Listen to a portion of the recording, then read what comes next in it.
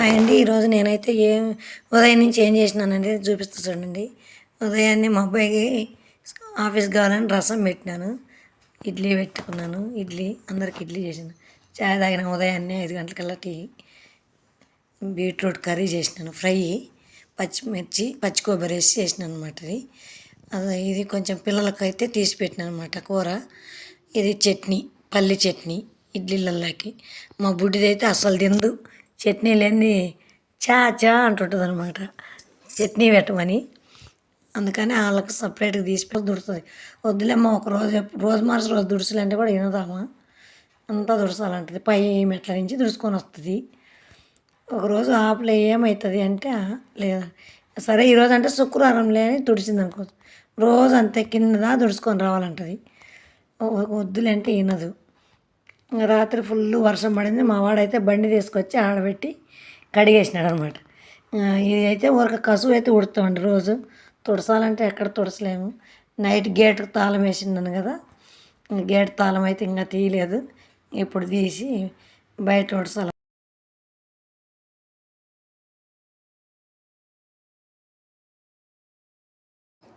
ఇలా గేట్ తాళం తీస్తేనే ఇది చూడండి ఎంత, ఇదంతా రోడ్డు అంతా పిల్లలు ఆడుకుంటారని నేనైతే ఇదంతా ఊడుస్తాను అనమాట. ఇది చీపురు కూడా పెద్దది క్యాంప్లో నుంచే కట్టించుకొని వచ్చినాను. వేరే పిల్లలు అది వాళ్ళు ఊడుస్తుంటారు, వాళ్ళతోటి కట్టించుకొని వచ్చినాను అనమాట. ఎందుకంటే ఇదంతా వంగి ఊడాలంటే అయ్యే పని కాదు, నడుము నొప్పులు లేస్తాయి. అందుకనేసి మా కోడలు అయితే దాంతోనే ఊడసనంటుంది, సిగ్గు పిల్లకు. నేనైతే నాకేం లేదు, 5-6 సంవత్సరాల నుంచి మా క్యాంప్లో కూడా కింద ఇల్లే కాబట్టి ఊడ్చేదాన్ని అనమాట నేను. అందరం అక్కడ కూర్చుంటాం, మా గట్టు మీద మా చిన్నమ్మ ఇక్కడ అంతా మా పక్కన వాళ్ళు వస్తారు, అందరు కూర్చుంటాం. ఇంకా కసు ఊడ్చిన తర్వాత ఇంకా కొంచెం ముగ్గు వేద్దామని చెప్పేసి ఒకేసారి 3 నీళ్ళు, ఎందుకంటే ఫుల్ వర్షాలు పడుతున్నాయండి మాకు. 3 రోజుల నుంచి ఎడతెరిపి లేకుండా బయటికి రావడానికి కూడా లేదు. అందుకని ఒక మగ్గుని నిలిచినాను.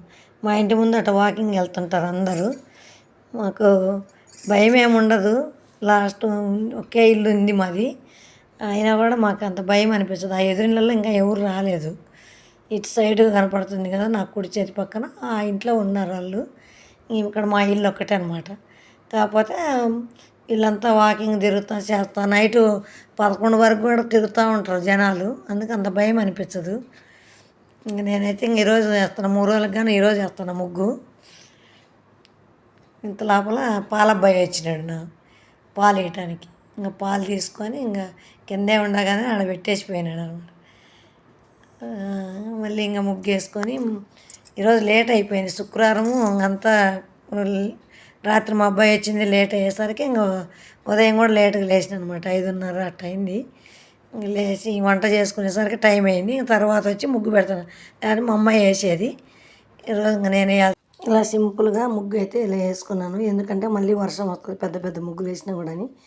తర్వాత మా పాప పూజ చేయాలంటే ఇంకా పూలు ఇవి ఇల్లుకు తయారు చేయకముందే పెట్టినాను అనమాట. 2 మొక్కలు తెచ్చి మా చిన్నమ్మ అయితే వేరే చోట అంటే తీసుకొచ్చి పెట్టించింది. ఇక్కడ అవి బాగా బతికినాయి 2 మొక్కలు. చూడండి పూలు కూడా పోస్తున్నాయి 2. వీడియో నచ్చితే లైక్ చేసి, షేర్ చేసి, సబ్స్క్రైబ్.